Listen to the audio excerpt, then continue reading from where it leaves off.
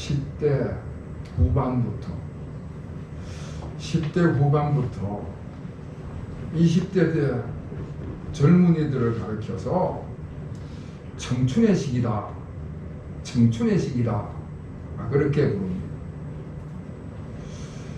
그 시기에는 하고 싶은 일도 많고 가고 싶은 곳도 많고 놀고 싶은 것도 많은 그때가 바로 그 청춘의 시기입니다. 그런데 다윗은 그 청춘의 시기가 고난의 시간이었습니다. 저 황량한 유대 광야에서 도망자로 쫓겨다니던 그 시기를 다윗이 겪었습니다. 청춘이니 낭만이니 여간이 뭐 이런 것은 얘기조차 할 수 없는 그런 상황이었습니다. 언제 잡히나? 언제 잡혀서 죽게 되나? 생사의 갈림길에서 혹독한 고난을 겪은 시기가 바로 청춘의 시기였습니다.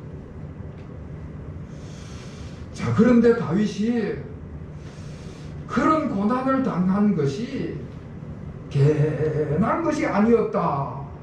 성경은 말씀하고 있습니다. 10여 년 동안 혹독한 광야의 고난을 겪었는데 그것이 하나님이 다윗을 훈련하는 시간이었습니다. 하나님께서 다윗을 연단시키시고 준비된 왕으로 만들어가는 시간이었습니다. 그리고 마침내 그 고난의 시기가 끝이 났습니다. 이스라엘의 사울 왕이 블레셋과의 전쟁에서 이스라엘의 사울 왕이 자기 아들 3명과 더불어서 블레셋과의 전쟁에서 몽땅 전사를 해버리고 말았습니다. 다시 말해서 사울 왕의 가문이 몽땅 무너지는 그런 사건이 발생을 했습니다. 결국 이제 드디어 다윗의 시대가 열리게 된 것이지. 여러분, 다윗은요 사울 왕에게 손 하나 까딱하지 않았습니다. 복수하고 싶은 마음도 없었고요, 복수할 생각도 가지고 있지 않았습니다.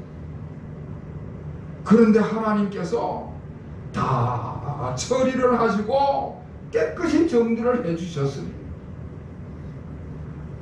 이제 사울 왕이 죽었기 때문에 이제 당연히 다윗이 이스라엘의 왕으로 등극을 하게 되는 것입니다.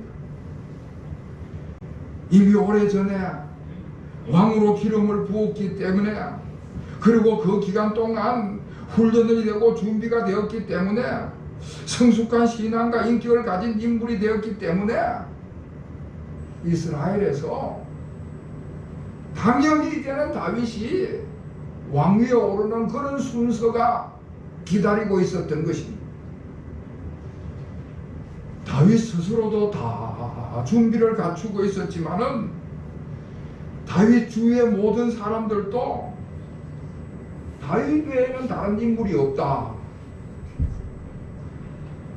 다윗이 가장 뛰어난 사람이고 당연히 다윗이 왕이 될 사람이다.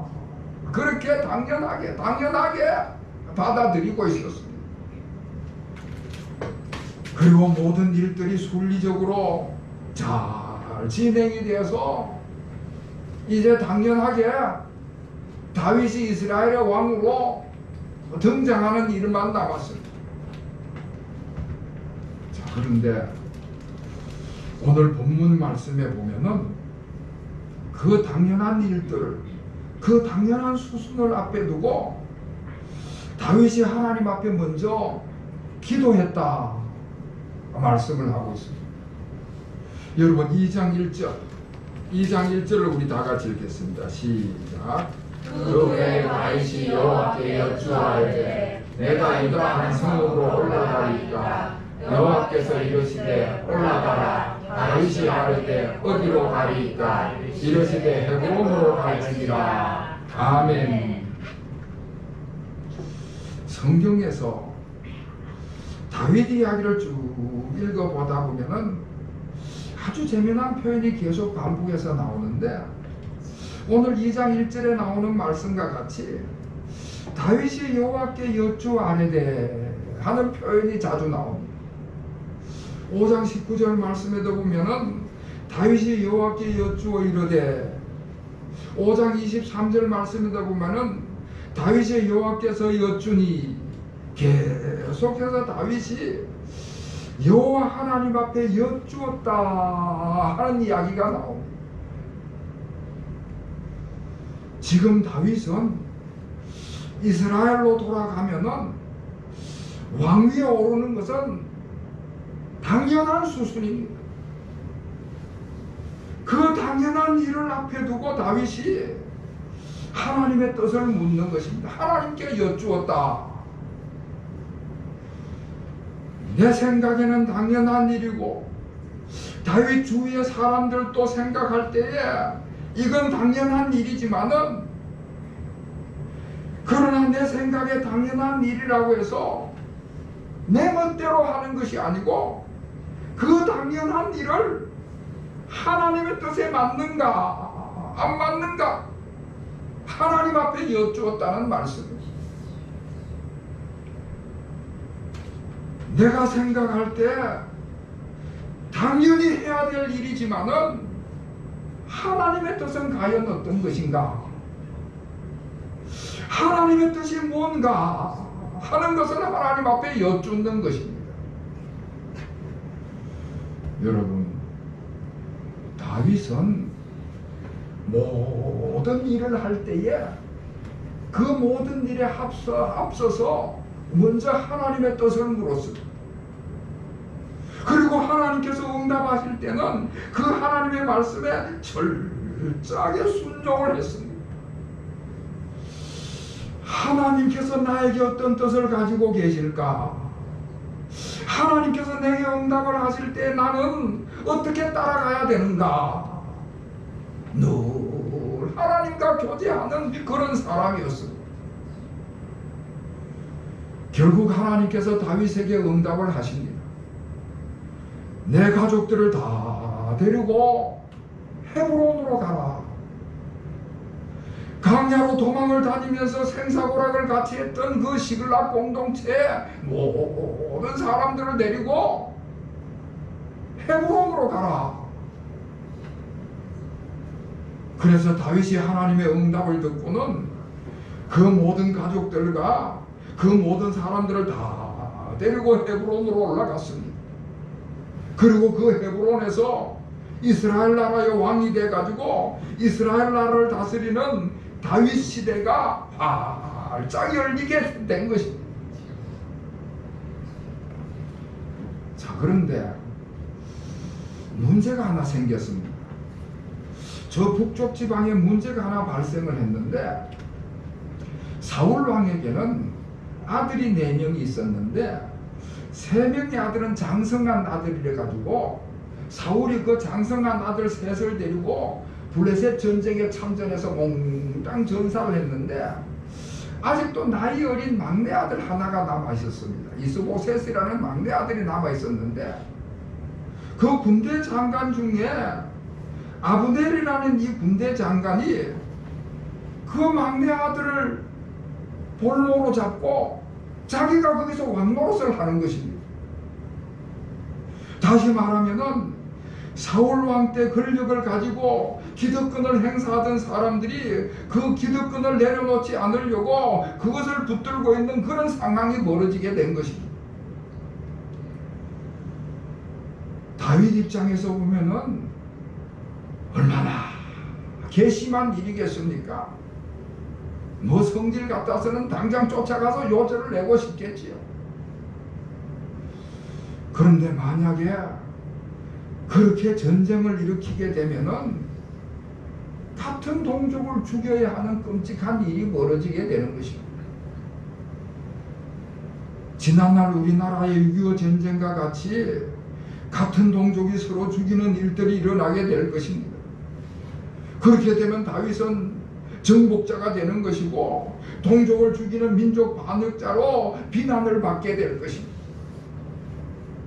이러할 때 다윗이 하나님의 뜻을 여쭈고 하나님 앞에 기도를 하고 하나님이 지시하시는 대로 저 헤브론이라는 도시로 가서 거기서 2년 동안을 기다렸습니다. 그랬더니 자연스럽게 그 북쪽의 세력들이 점점 약해지기 시작하더니 나중에는 자발적으로 기쁜 마음으로 다윗을 찾아와서 그 앞에 무릎을 꿇는 것입니다. 그렇게 되니까 평화로운 통일이 이루어지게 되고 모든 민족이 하나가 되는 화목한 민족 공동체가 이루어지게 된 것입니다.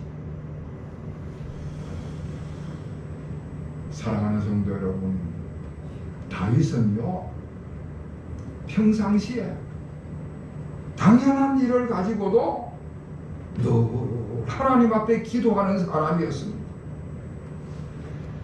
자기 혼자서도 충분히 해결할 수 있는 문제를 가지고도 먼저 하나님 앞에 기도하고 그 일을 시작하는 사람이었습니다.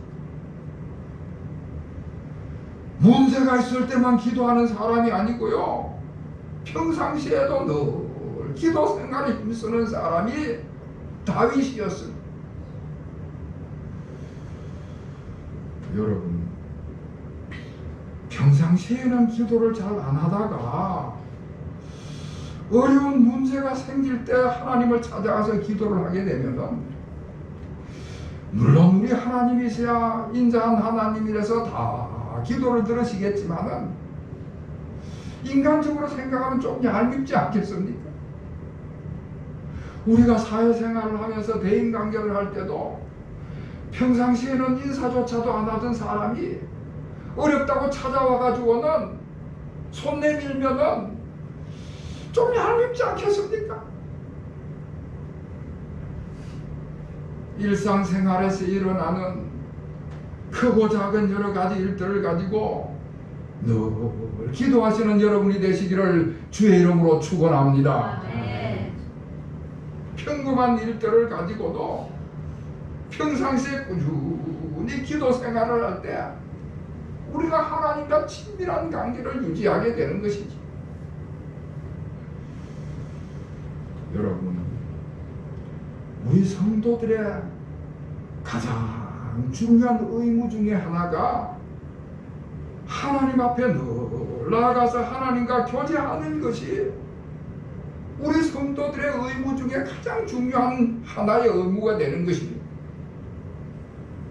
날마다 하루의 삶을 시작할 때 하나님께 말씀을 드리고 하나님의 뜻을 찾고 하나님의 뜻을 따라서 나서는 것이지.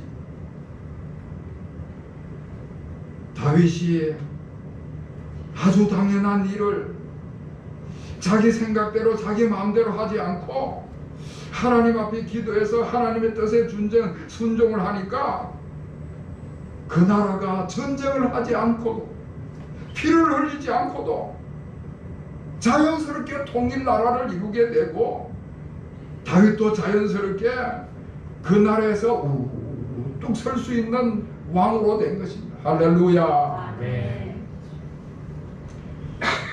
자, 이렇게 다윗이 평상시에 당연한 일을 가지고도 열심히 기도를 했는데 다윗이 중대한 일을 만났을 때는 어떻게 했을까? 당연히 평상시에도 기도하던 다윗이었기 때문에 중대한 일을 만날 때도 당연히 기도부터 하는, 더 열심히 기도하는 다윗이었습니다.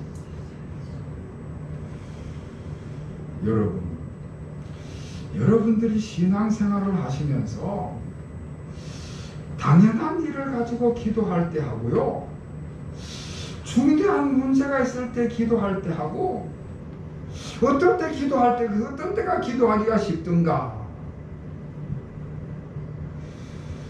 제가 목회를 하면서 성도들을 쭉 살피면서 경험한 것으로 봤을 때에 우리 성도들이 중대한 문제가 생겼을 때 더 열심히 기도할 것 같은데 오히려 문제가 생겼을 때 멀어지는 것을 보는 경우가 있습니다. 아이고, 저 집사님에게 큰일이 생겼구나. 저 문제를 어떡하지? 저 문제를 기도로 해결해야 될 텐데, 열심히 하나님께 매달리고 기도해야 될 텐데, 그러면서 쭉 지켜보다 보면요, 당연히 중대한 문제를 가지고 더 열심히 기도할 줄 알았던 그 집사님이 오히려 교회를 떠나고 신앙생활을 게을리하는 것을 모습을 볼 때가 있습니다. 다윗이 평상시에 당연한 일을 가지고도 기도를 했지만은 중요한 문제를 앞에 놓고도 더 열심히 기도를 했습니다. 다윗이 이스라엘 나라의 왕이 되고 통일 왕국을 이루고 이제는 그 이스라엘 나라가 안정된 나라로 세워졌습니다. 그렇게 되니까 이곳에 블레셋이 대군을 일으키고 다시 쳐들어오는 전쟁이 일어나게 됐습니다. 그 당시 블레셋이란 나라는 지중해 상의 해상 무역을 하던 아주 경제적으로 부흥한 부자 나라였습니다. 거기다가 기술과 문물이 아주 발달이 돼서 최신 무기를 가지고 있는 나라였습니다. 군대 숫자도 굉장히 많고 잘 조직된 훈련된 그런 군대를 가지고 있는 나라가 블레셋이었습니다. 그런 블레셋이 쳐들어왔다고 하는 것은 이스라엘 나라로서는 풍전등하의 위기를 맞았다 할 수가 있는 것입니다. 얼마 전에 사울 왕이 자기 세 아들과 전쟁을 치러서 전사한 그 사건도 블레셋과의 전쟁에서 일어난 일입니다. 그런데 그 블레셋이 큰 군대를 몰고 다시 이스라엘을 쳐들어온 것입니다. 이번에는 아예 이스라엘을 완전히 멸망시키고자 그렇게 침략을 해 들어온 것입니다. 이스라엘이 절체절명의 위기를 맞게 된 것이죠. 국가적으로 큰 위기를 맞이하게 된 것입니다. 이런 위기를 당했을 때, 이런 위기를 만나게 됐을 때, 여러분, 다윗은 이번에도 역시 하나님 앞에 나가서 기도를 했습니다. 5장 19절 말씀에 보면은 다윗이 여호와께 여쭈어 이르되 내가 블레셋 사람에게로 올라가니까 여호와께서 그들을 내 손에 넘기시겠나이까 하나님 앞에 기도를 했습니다. 두 가지 내용을 가지고 기도를 하는데요, 하나는 내가 블레셋으로 올라가는 게 좋겠습니까 하는 기도고, 또 하나는 여호와께서 그들을 내 손에 넘기시겠나이까 하는 기도를 드린 것입니다. 다시 말하지만은 블레셋은 아주 강대한 국가인 것입니다. 그 강한 나라하고 전쟁을 했을 때에 과연 이길 승산이 있는가? 만약에 이길 가능성이 없다면은 항복을 한다든지 화친을 청하든지 해야 되지 않겠는가? 그런 여러 가지 생각이 떠오르는 것이지. 그래서 그런 문제를 앞에 놓고 하나님 앞에 전쟁을 하는 것이 좋습니까? 전쟁을 안 하는 게 좋습니까? 기도를 하는 것입니다. 전쟁을 하게 되면은 반드시 승리를 해야 되는데 과연 이 전쟁에서 하나님께서 승리를 주시겠습니까? 그런 문제를 놓고 하나님 앞에 기도를 하는 것입니다. 하나님의 뜻과 계획이 무엇인지를 하나님 앞에 쭉 내려놓고 여쭙게 되는 것이지. 그때 하나님께서 응답을 하십니다. 전쟁을 하라는 허락을 하십니다. 그리고 전쟁에서 승리하게 될 것이다. 내 손에 이 블레셋을 넘기게 될 것이다. 네가 완전히 승리하도록 해주겠다고 하나님께서 응답을 하시는 것입니다. 사랑하는 성도 여러분, 이렇게 다윗은 위기를 만났을 때 하나님 앞에 기도하고 늘 하나님의 뜻이 무엇인지를 여쭙는 그런 사람이었습니다. 그리고 하나님의 응답을 받고요, 하나님의 응답을 받고는 그 하나님의 뜻에 대해서 확신을 가지게 되는 것이죠. 하나님께서 승리하실 것이라는 응답을 주시니까 그게 확신하는 마음으로 다가오니까 담대해지게 되는 것이고, 그 마음이 담대해지니까 용기가 생기고, 그리고 자신감 있게 나가게 되는 것이죠. 하나님의 응답을 받고 확신을 가지고 담대하게 나가니까 블레셋과의 전쟁에서 승리를 하게 되는 것입니다. 사랑하는 성도 여러분, 지금까지 다윗의 삶을 쭉 돌이켜보면서 다윗의 삶을 살펴봤는데, 그 다윗의 삶은 점점점 강성해지는 삶이었습니다. 다윗이 저 들녘에서 양을 치던 보잘것없는 소년이었는데 하나님을 전적으로 의지함으로 그 전쟁터에서 골리앗이라는 엄청난 적의 장수를 물리치게 됐습니다.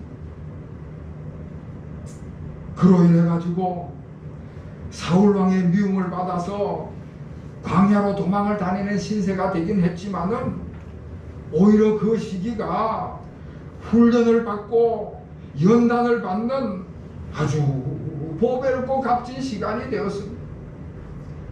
그리고 그 고난을 넘기는 동안에 많은 사람들이 다윗의 주변으로 몰려들기 시작을 했고요, 그 마을 공동체가 형성이 돼서 엄청난 군대가 형성이 되게 됐습니다. 그리고 이스라엘 전체를 다스리는 왕이 돼서 백성들에게 칭송을 듣는 왕이 됐습니다.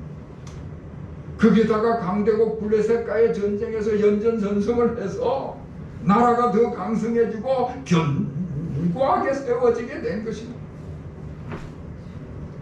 처음에는 보잘것없는 사람이었는데 이렇게 점점 강성한 사람으로 성장을 하게 된 것입니다.